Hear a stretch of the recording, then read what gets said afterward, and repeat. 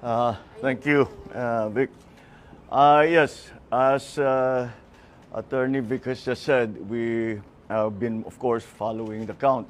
At ganun na nga, as of this hour, 98 plus percent have already been counted at ang bilang ng boto ko ay nasa 31 million plus. Kaya't maraming nagtatanong ngayon na kahit na hindi pa ako napoproklama, maraming nagtatanong, many people have been asking, what happens next? And what are we doing now? Well, right now, syempre, we have to, ang intention ko is to hit the ground running. Kung sakali man, matuloy ang proklamasyon, later this month, ay kailangan nakahanda na tayo. So pinag-uusapan na namin ang mga appointment. As I'm sure you can imagine, the economic managers are going to be critical for the next several years because of the pandemic and the economic crisis. So that is something that we are looking at very carefully. But it's not only the economic managers, lahat talaga ng positions, not only cabinet positions but even other agencies ay tinitignan na namin lahat. The process that we have established is that I am keeping the organization, our EXECOM, who ran the campaign. Sila talaga yung mga advisor ko. So we are keeping the EXECOM going, the executive committee going. And they will be, syempre, the core group. But ang thinking ko is that each department, we have to talk to the specialists in that discipline or in that sector. For example, if we're going to talk about agriculture, we have to talk to all the best agriculturists, all the best workers in agriculture that we know. Tanong natin, sino kayang pwedeng magaling?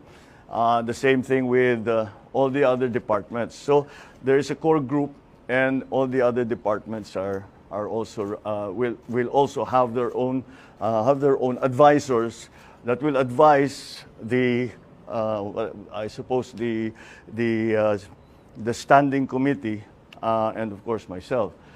So that is how the process has been established. Kaya, actually, bago kayo dumating, we were in there doing precisely that. I'm continued to be guided by, as I've said before, a competence and a willingness to work with the next administration. So we have removed, in our discussions, we remove immediately what their political leanings have been. Kung lumaban ba sa atin, kung sumama ba sa atin, that's not going to be part of the discussion. I'm also guided by the critical areas that we talked about during the campaign. So yun ang mga inuuna natin. Of course, it's the economy, prices, it's the price of energy, lack of jobs, education, infrastructure, all of these areas that are going to be critical in the next few years. So ganun ang aming ginagawa, and that has been the process. That has been the process so far. I'm also guided by the fact that 31 million of our kababayans have voted for unity. And I am guided by that in the sense that I will continue to work for a government, an administration that gives voice to everyone who wants to help. We may not agree. We may not, in the end, do.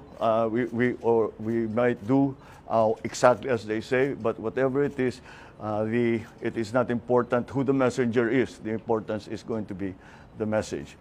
In the next few days, I will be talking to you.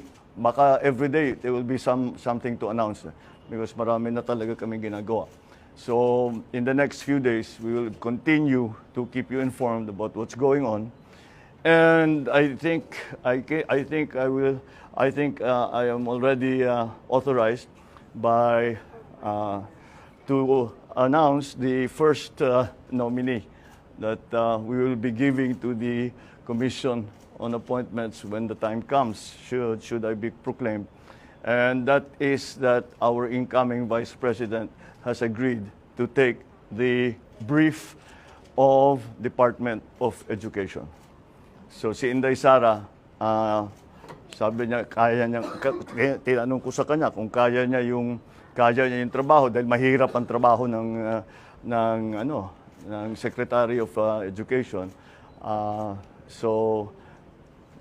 Pero nag-agree naman siya at palagay ko kasama na diyan dahil she is a mother and she wants to make sure that her children are well trained and well educated, and that's the best motivation that we can hope for. So that is the first announcement that I can make that has come out of this process. So again, it is 31 million. I know the counting is not over. It is not yet official, but I can always say, I always guided and I always look to the fact that 31 million of our countrymen voted for unity.